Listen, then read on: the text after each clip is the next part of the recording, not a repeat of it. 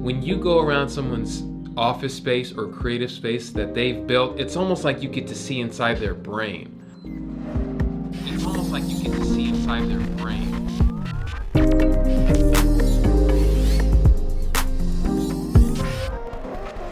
Tell them what we're doing today. Jump up, come here.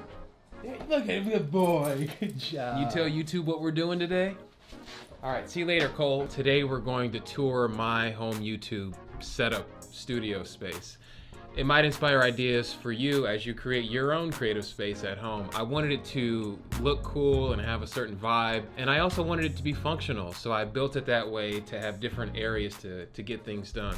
So let's MTV Cribs this thing. It might be easier to see what's going on in this angle. Hello, all the way over here. So I have the Aperture 120D lighting me here.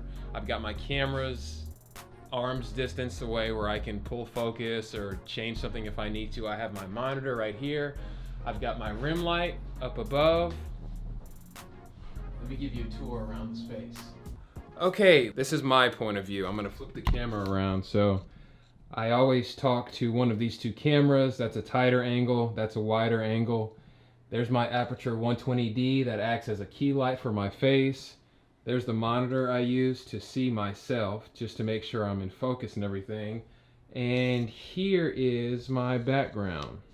So this room is maybe like 9 feet by 10 feet, and I wanted to maximize the distance between me and the background in case I wanted to throw that out of focus. I'm all up against this wall at my table, and the background is back there.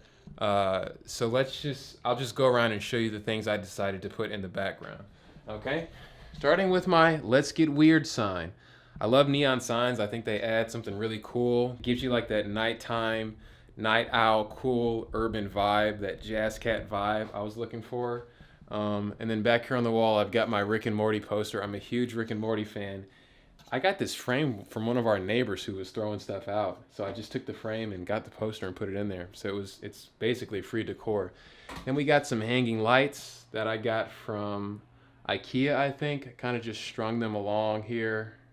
And I have some more on the other side. Now IKEA sells these, which the filament is like really low, so you can see it. I got these from Target and they're way too bright. So I normally don't turn those on, because it adds too much light. I normally just want to see like the coils of the bulbs. I just want to see that filament, and the ones from Target are too bright, but the ones from IKEA are pretty cool. This is an old TV that I had in college that I mounted to a DJ stand. I think I went to Guitar Center and got some special clamps, and I MacGyvered the shit out of this to hook it up to this stand, and man, it's hard to see. Let me turn this light on. Trusty Dusty, yeah. Okay, there we go. It's easier to see now. I'm gonna use this as a lightsaber for the rest of the video and just point to things. So I've got my 2-tier Apex stand with a Core Chrome and my Akai mini controller, which by the way is one of my favorite controllers ever. You can control your software with this. I've mapped this to control organ sounds and all that, but I love that controller. And then over here we've got just a keyboard stand that I put a Pelican 1535 case on top, and I think it's a pretty good makeshift stand. This is my Boss RC505 that I use as a creative exercise to improvise songs. This is a shelf I got from IKEA. It had the wood tone handcrafted feel that I liked, that I wanted to reiterate with the desk up here. So the whole makerspace wood texture, I really wanted that. So this was pretty affordable from IKEA. And then I've screwed in some nails to hang some cables back here as just extra. Like I said, it's supposed to be aesthetically pleasing or just something to fill up space, and it's functional. So instead of throwing these in the closet, I just hang them up with these cool red bungee ties, just as an extra piece of background. My sister made this for me for Christmas. We do this family thing where we make each other gifts instead of buying a bunch of stuff. And my sister made this for me. It's my own Hollywood star. And it's like one of the coolest gifts I've ever gotten. So I hung that back there. And then on top, I have a bunch of books and toys and figurines that kind of represent who I am too. I got the globe because, you know, I'm a curious explorer. I've got some magic and religion books up here. Let me flip the camera around. My brother got me these figurines. This is Smalls. That's one of my favorite movies. We'd watch that with my mom and The Sandlot. So my brother got me this because you're killing me, Smalls. He got me this Hey Arnold too because we used to watch that as kids. So that's the background.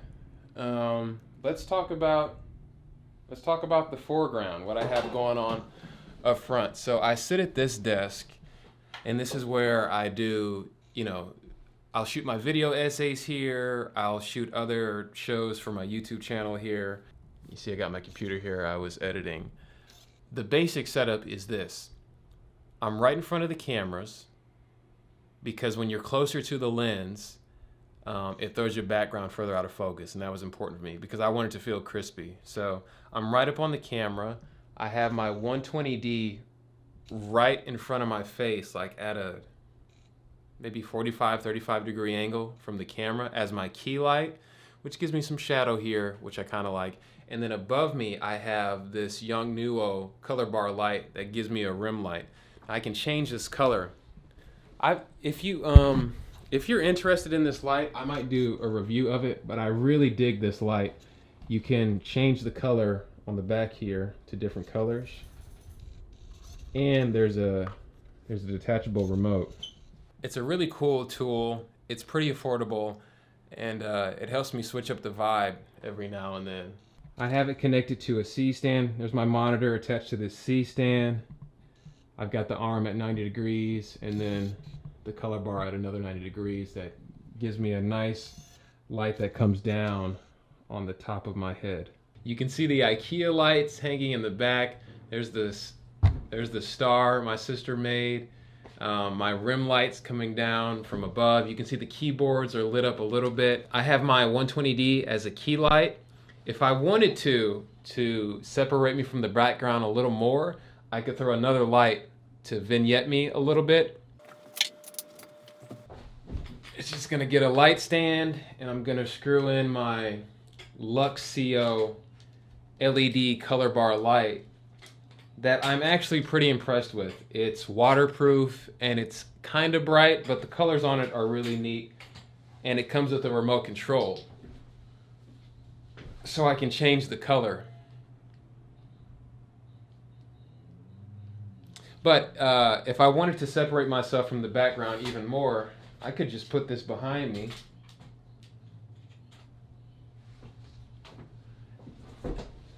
And look at that. If you'd like to know more about some of the products I use, then I'd be down to do a review on them, because I've bought a lot of stuff and been disappointed by a lot of stuff. I've made a lot of mistakes, and over the years, I think I've refined my tools, and I have stuff that I rely on that I think works well. So leave a comment if you want to know more about some of the products I use, or if you have questions about how I set up the space. I know when I was building this, I went down the YouTube rabbit hole of looking up a bunch of creator spaces, and it's so cool what people do with small rooms in their apartments or in their garages. So that's the joy of, that's the magic of YouTube, is that you can show, okay, here's what I love about YouTube and creative spaces.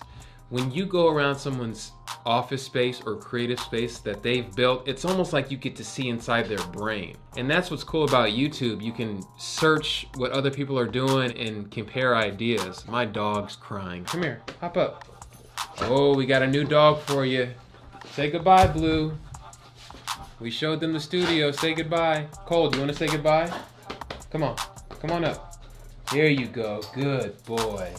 Well, thanks for hanging out with us, guys. Hopefully you got some ideas out of it as you build your creative space. Let's make it a party in here. Let's make it a party. Now it's a party. Hey, if you feel like it, click like and subscribe so that you're notified when new videos come out. My name is Jeannie, and I'll catch you next time.